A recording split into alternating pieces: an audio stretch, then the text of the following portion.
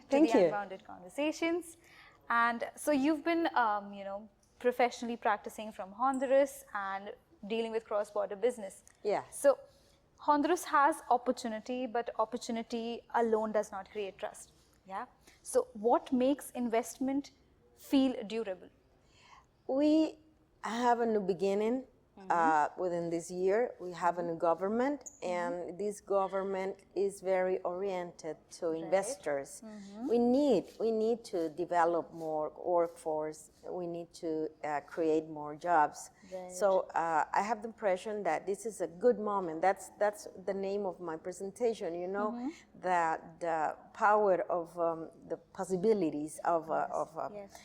what is happening right now in Honduras. So I've been working with my team, trying to get the most investment in Honduras, and I have the feeling that this is the right moment.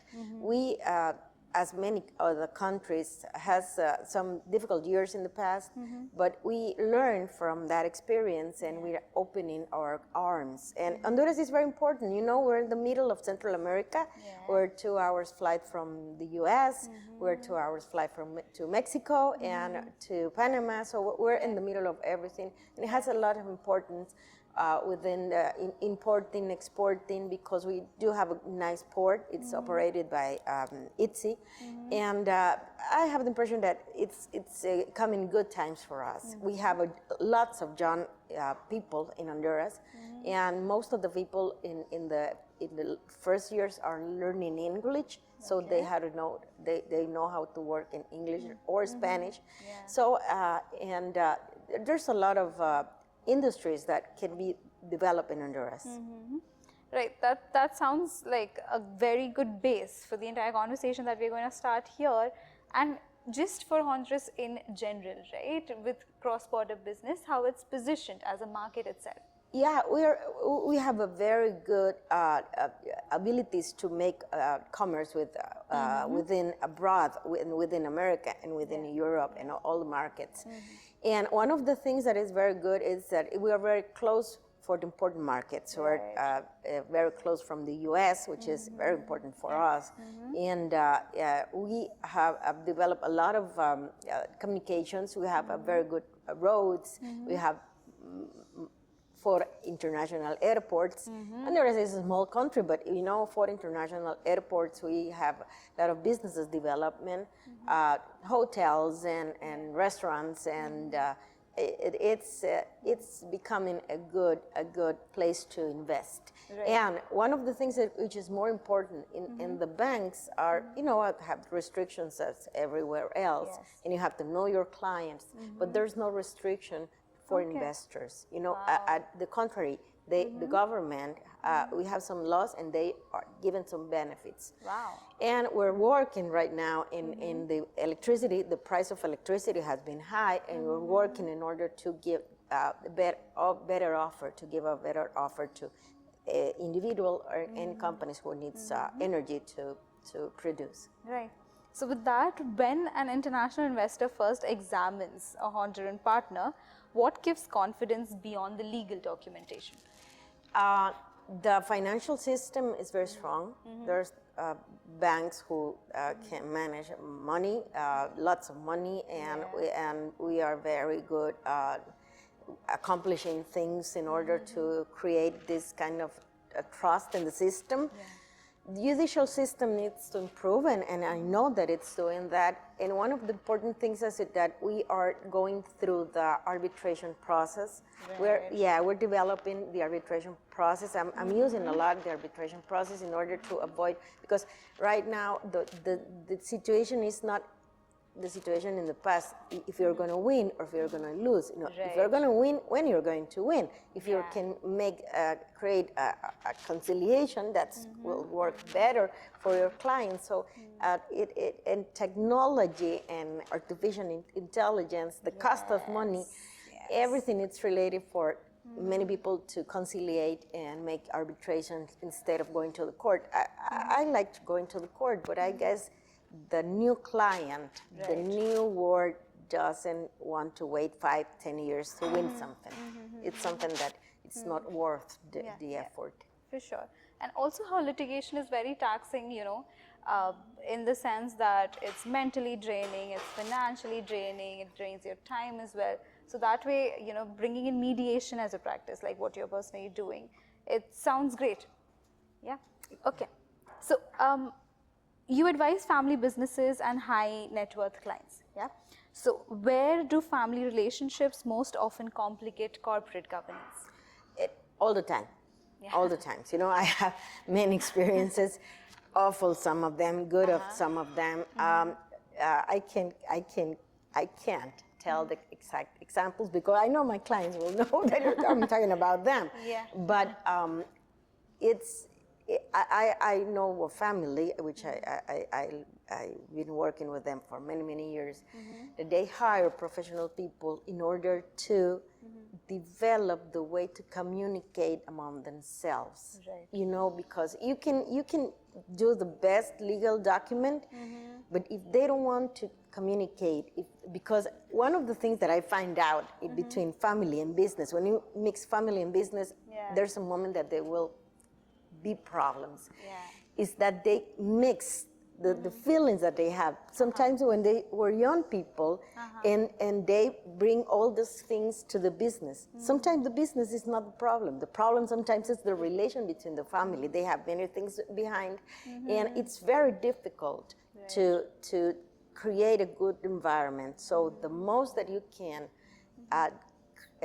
trust in professionals, lawyers, sometimes psychologists, sometimes human resources people, or good directors who can help to go to the process of managing a business without the internal conflict that a family can arise within in any moment that will arise a problem.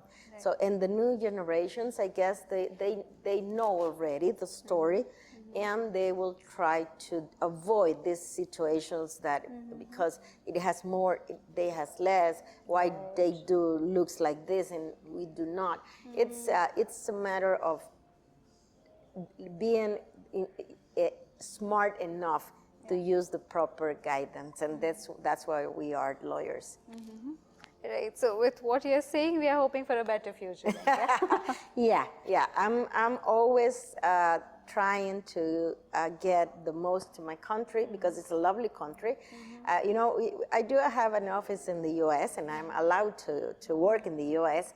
But I love my country. The U.S. is a wonderful place for making businesses, for enjoying. But I love my country, so I love bring some development to my country and be a part of this new era that we're getting into.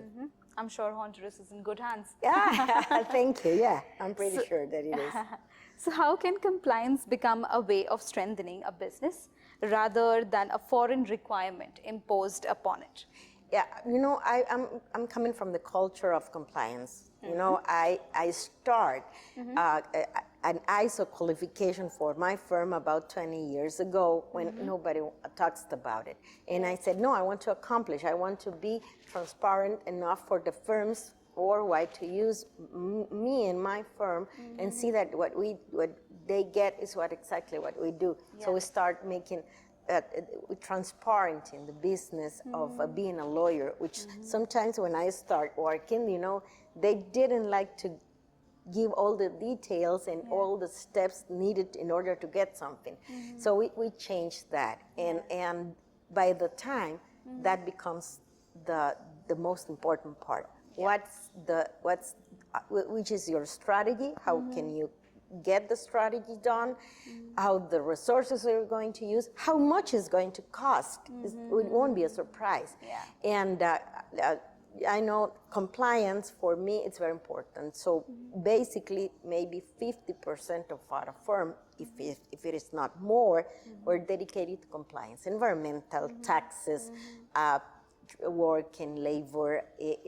We are dedicated to avoid problems instead of solving problems, which we also help people. Once they're in a problem, we can say, no, you just comply in order to avoid. No, we help solve the problems.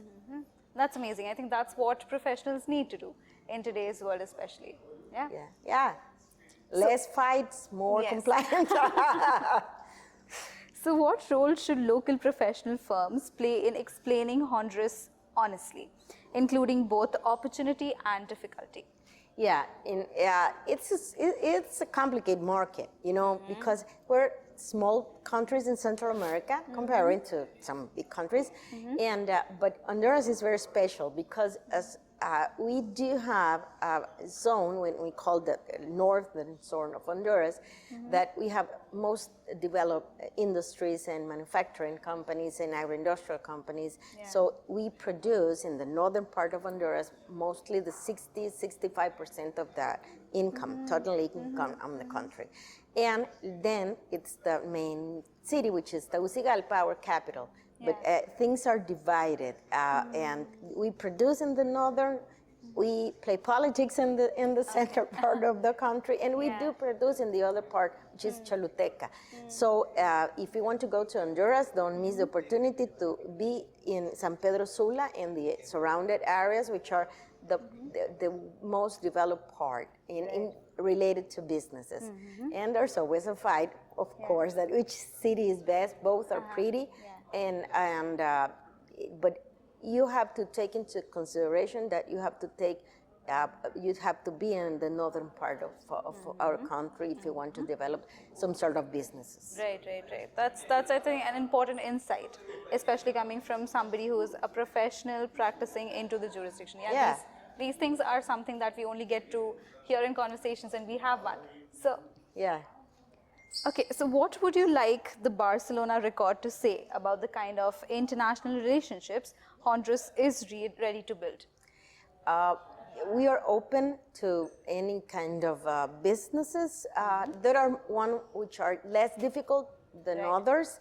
As mining, as for example, I have the impression that mining laws has to be evaluated and regulated in the near future, but in this moment it's complicated. It's not something that I will suggest in this moment, but manufacturing, agro-industrial, and services, we are very open, and the laws who support that industries are very oriented in order to, you can start businesses within 2-3 months as you can be ready to start a business, because the licenses that you need in order to have a company, you can get it within some days. And opening a bank account is an issue like everywhere else in the world right now. But if you have the proper registries, like the tax identification number and the operation permit from the city that you're going to operate, and somebody which is local for being a legal representative for that purposes, you can open a bank account with no problem. And any bank that works in the country, which are good and are better, like everywhere else. Okay. Thank you so much for this conversation. It's like an insight deep into Honduras and the opportunities that are present, that are building everything that's there for the present and the future.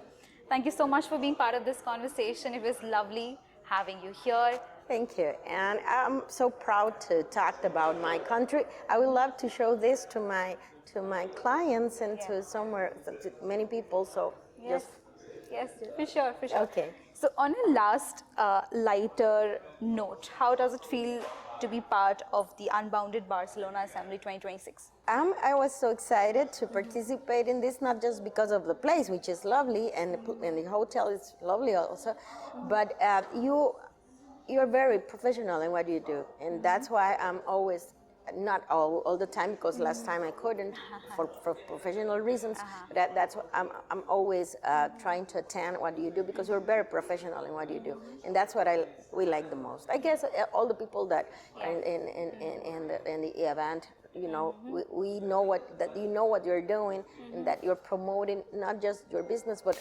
us as professional, and also our regions and countries. Yes. Thank you so much, Ms.